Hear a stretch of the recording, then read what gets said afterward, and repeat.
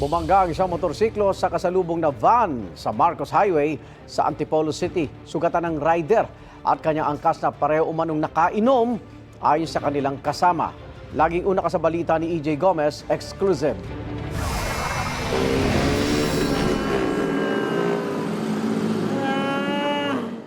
Nakahandusay ang 27 anyos na rider na ito sa Marcos Highway sa Barangay Santa Cruz, Antipolo City pasado alas 2 ng madaling araw kanina. Bumangga kasi siya at kanyang angkas sa kasalubong na van sa pababa at pakurbang bahagi ng kalsada. Bumagsak na lang sa harapan namin yung tao eh. Tapos tinignan namin. Akala ko patay na kasi hindi na gumagalaw. May kalabog. So alam ko na po na aksidente yon. Yung nakamotor is nakaandusay siya dyan. Tapos yung kasama niya nandun sa likod ng kotse. Ang layo nung tinapon nung driver at saka nung angkas.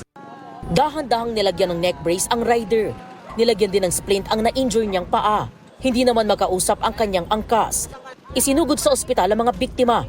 Sa lakas ng impact, nagkawasak-wasak ang ilang bahagi ng motorsiklo at natanggal pa ang gulong.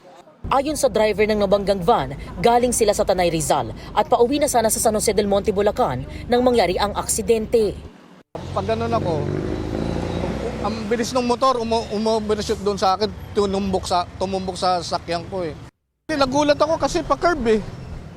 Ayan ang bilis, pababa. Nasira ang unahang bahagi at fog light ng van. Gumasgas ang motorsiklo mula unahan hanggang sa likod ng van. Bakas din ang dugo sa gilid ng van. Ayon sa kaanak na sakay ng isa pang motorsiklo at kasamang bumabiyahe ng mga biktima, nakainom daw ang mga kasama niya. Kakain. Ano po? Kakain po. Kakain dapat saan? Sa Antipolo? Hindi naman nakaupo to.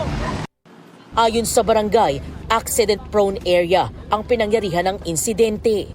Kasi kaya kurbada siya, tapos mabilis yung mga motor na magpatakbo, lalo na mga lasing sila. Nakikipag-ugnayan po ang aming barangay sa investigasyong ito. Ito ang unang balita. EJ Gomez para sa GMA Integrated News. Igan, mauna ka sa mga balita, mag-subscribe na sa GMA Integrated News sa YouTube para sa iba't ibang ulat sa ating bansa.